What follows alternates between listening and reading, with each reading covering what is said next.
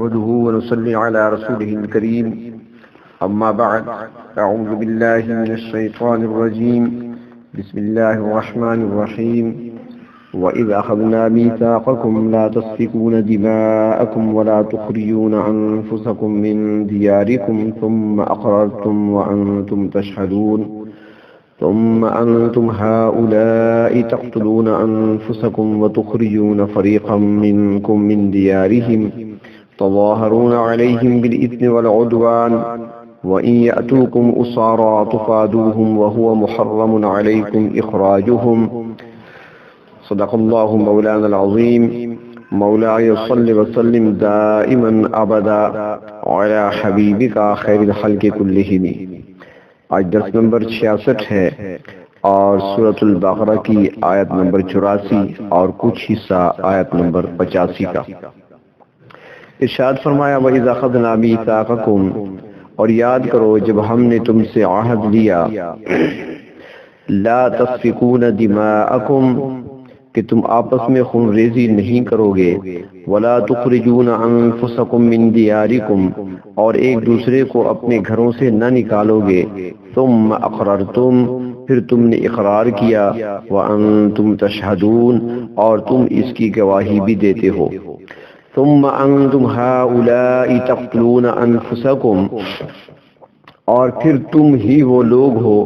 جو قتل کرتے ہو اپنی جانوں کو، وَتُخْرِجُونَ فَرِيقًا مِّنكُم مِّن دِيَارِهِمْ، اور نکالتے ہو اپنے لوگوں میں سے ایک جماعت کو ان کے گھروں سے، تَظَاهَرُونَ عَلَيْهِمْ بِالْإِثْمِ وَالْعُدْوَانِ، ان کے مقابلے میں مدد کرتے ہو گناہ اور زیادتی کے ساتھ. وَإِن يَأْتُوكُمْ أُسَارَىٰ تُفَادُوهُمْ،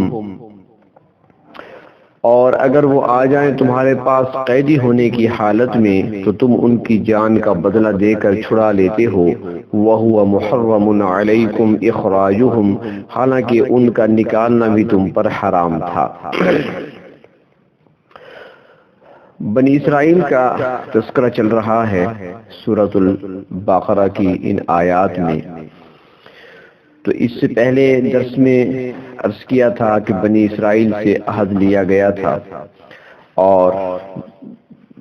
اللہ رب العزت نے ارشاد فرمایا تھا وَإِذْ أَخَذْنَا مِيثَاقَ بَنِي إِسْرَائِيلَ،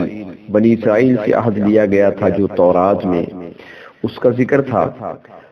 اب یہاں پر ایک اور عہد کا ذکر ہے، بلکہ 3 عہد یہاں پر بیان فرمائے ہیں ان 2 آیات میں جو اللہ رب العزت نے بنی اسرائیل سے لیے تھے. تو حضور اکرم صلی اللہ علیہ وسلم کے دور میں جو یہودی موجود تھے وہ اس سے واقف تھے، لیکن انہوں نے اس عہد کی خلاف ورزی کی. اس عہد کو ان الفاظ میں بیان کیا جا رہا ہے کہ لا تسفکون دماءکم.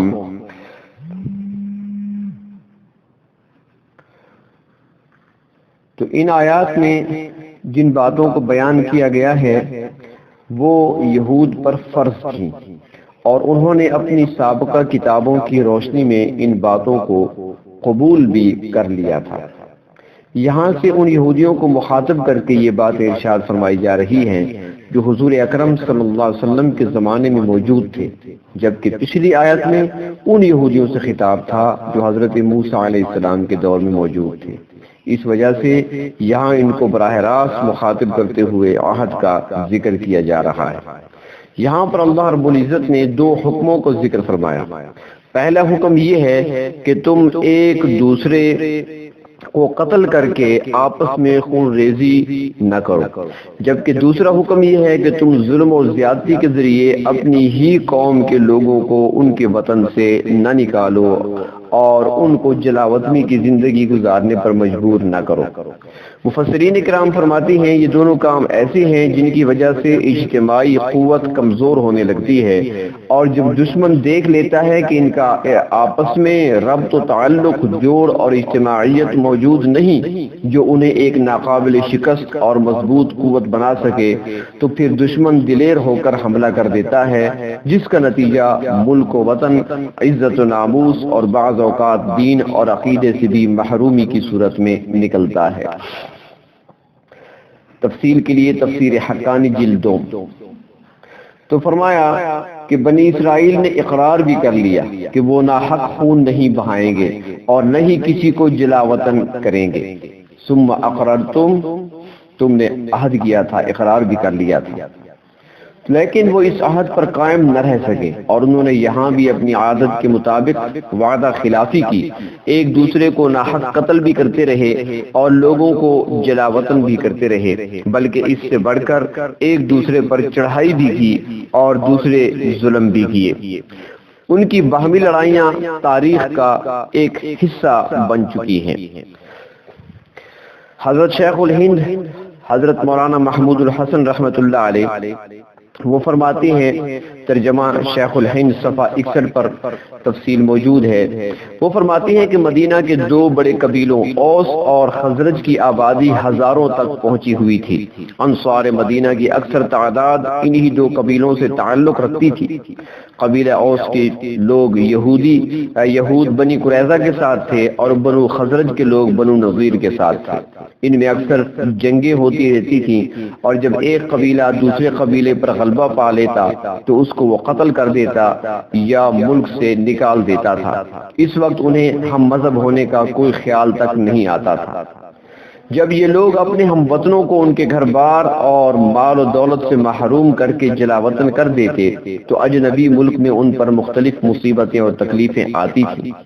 جن میں سے ایک تکلیف یہ بھی تھی کہ اس ملک کے لوگ ان کو اپنا قیدی بنا لیتے تھے۔ جب جلا وطن کرنے والے یہودی اس صورتحال کو دیکھتے کہ ان کے آدمی دوسروں کی قید میں ہیں تو پھر وہ مل جل کر فدیہ کی رقم جمع کرتے تھے، چندہ اکٹھا کرتے تھے اور قید کرنے والوں کو یہ رقم ادا کر کے اپنے لوگوں کو ان کی قید سے چھڑا لیتے تھے،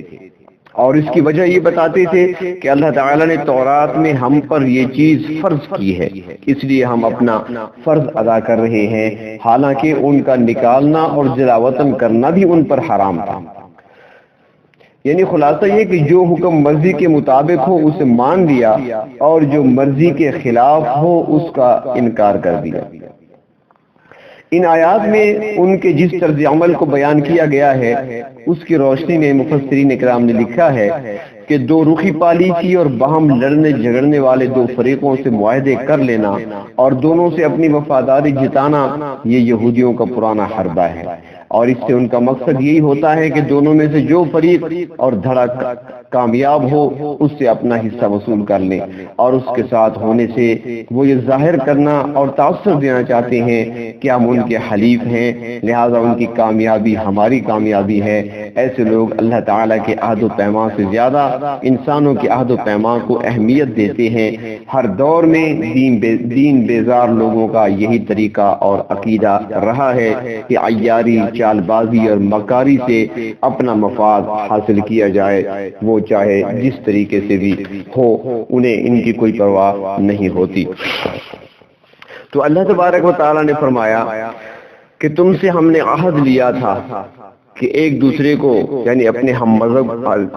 مذہب لوگوں کو، ہم مستق لوگوں کو قتل نہیں کرو گے اور اپنے گھروں سے بھی نہیں نکالو گے، ان پر ظلم و زیادتی بھی نہیں کرو گے،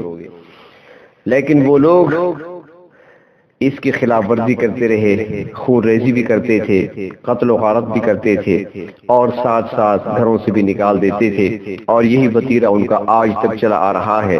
فلسطین میں دیکھ لیا جائے کہ فلسطینیوں کو ان کے مکانوں سے، ان کے گھروں سے بے دخل کر کے ان پر قبضہ کر کے ان کے مکانوں میں رہ رہے ہیں، ان کی زمینیں، ان کے باغات جنہوں نے مشقتیں اٹھا کر، تکلیفیں برداشت کر کے، دکھ سکھ سہ کر وہ بنائے تھے، آج وہ سب کچھ ان سے چھین کر اس سے مزے لے رہے ہیں، اور دنیا سے ساتھ یہ بھی کہتی ہیں کہ ہمیں تسلیم کر لیا جائے، یعنی ہمارے ظلم کو تسلیم کر لیا جائے، جو کچھ ہم نے کیا ہے وہ ٹھیک کیا ہے، اس کو تسلیم کر لیا جائے۔ تو یہ طریقہ ان کے اندر آج بھی موجود ہے،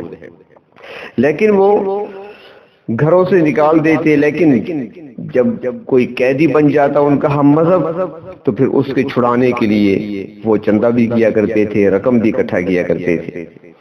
امام ابن کثیر رحمۃ اللہ علیہ نے تفسیر ابن کثیر جلد اول میں واقعہ نقل کیا ہے، جلد 1 میں وہ فرماتے ہیں کہ حضرت عمر رضی اللہ تعالی عنہ کے دور میں مسلمان ایران کی طرف کسی جہاد میں مصروف تھے تو اسلامی فوج میں حضرت عبداللہ بن سلام رضی اللہ تعالی عنہ بھی شامل تھے، جو کہ ایک یہودی عالم تھے۔ اللہ رب العزت نے ان کو اسلام کی دولت سے مشرف فرمایا تھا۔ تو جب جہاد میں مسلمانوں کو فتح حاصل ہوئی تو بہت سے قیدی بھی ہاتھ آئے، جن میں وہ یہودی بھی شامل تھے جو کہ مجوسیوں کی طرف سے جنگ میں شریک ہوئے تھے۔ تو ان میں ایک یہودی عورت لونڈی بن کر آئی جسے حضرت عبداللہ بن سلام رضی اللہ تعالی عنہ نے 900 درہم میں خرید لیا۔ جب آپ کوفہ میں واپس پہنچے تو وہاں کے ایک مشہور و معروف یہودی جس کا نام تاریخ میں رأس الجالوت آتا ہے، ان سے ملاقات ہوئی عبداللہ بن سلام رضی اللہ تعالی عنہ کی۔ تو حضرت عبداللہ بن سلام رضی اللہ تعالی عنہ نے یہودی کو وہ لونڈی فروخت کرنے کی پیشکش کی کہ میں بیچنا چاہتا ہوں، آپ مجھ سے لے لیں۔ وہ رضامند ہو گیا اور اس نے قیمت دریافت کی تو حضرت عبداللہ بن سلام نے فرمایا کہ میں نے اسے 900 درہم میں خریدا ہے، مگر اب میں 4000 درہم سے کم پر نہیں دوں گا۔ پہلے تو رأس الجالوت اتنی بڑی رقم دینے پر تیار نہ ہوا، پھر جب حضرت عبداللہ بن سلام رضی اللہ تعالی عنہ نے اس کے کان میں تورات کی وہی آیت پڑھی، وَإِن يَأْتُوكُمْ أُسَارَىٰ تُفَادُوهُمْ، یعنی جب تمہارا کوئی ہم مسلک قیدی بن کر آئے تو اسے چھڑا لو، تو یہ سن کر یہودی مجبور ہو گیا اور اس نے 4000 کے بدلے میں ہی خریدنا منظور کر لیا۔ مگر حضرت عبداللہ بن سلام رضی اللہ تعالی عنہ نے 2000 درہم لے لیے اور باقی 2000 واپس کر دیے اور اس طرح لونڈی اس کے پاس فروخت کر دی۔ مقصد یہ کہ وہ قیدی چھڑانے والے حکم پر سختی سے کاربند تھے، اگرچہ دوسرے احکام کی پرواہ نہیں کرتے تھے، دوسرے احکام کو پس پش ڈال رکھا تھا اور اس ایک حکم پر وہ عمل کیا کرتے تھے اور کہا کرتے تھے کہ یہ ہم پر فرض ہے، جبکہ اللہ رب العزت نے تو سارے احکام فرض کر دیے تھے اور سارے احکام کا ماننا ہی ضروری تھا۔ کئی عہد اللہ رب العزت نے دیے تھے اور ہر عہد کا پورا کرنا بھی ان کے لیے ضروری تھا۔ تو فرمایا وَإِذَا أَخَذْنَا مِيثَاقَكُمْ، اور یاد کرو جب ہم نے تم سے پختہ عہد لیا تھا، لَا تَسْفِكُونَ دِمَاءَكُمْ، کہ تم ایک دوسرے کا خون نہیں بہاؤ گے، یعنی اپنے ہی بھائی اور اپنے ہم مذہب اور اپنی ملت والوں کو قتل ناحق نہیں کرو گے، جس طرح یہ حکم آج تک بائبل کے اندر موجود ہے اور یہی حکم قرآن پاک میں موجود ہے۔ آگے سورۃ النساء، سورۃ بنی اسرائیل اور سورۃ الفرقان میں آئے گا کہ ایک دوسرے کا خون نہ بہاؤ، یہ قطعی حرام ہے اور بڑے گناہوں میں شمار ہوتا ہے۔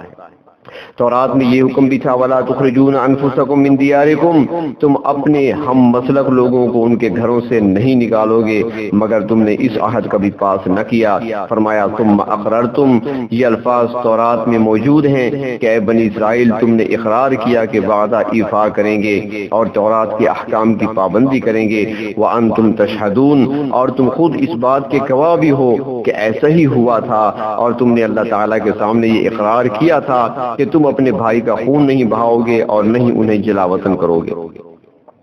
تو اللہ تعالیٰ فرماتی ہیں اے بنی اسرائیل تم ان تمام تر وعدوں کے باوجود ثم انتم ہؤلاء تقتلون انفسکم،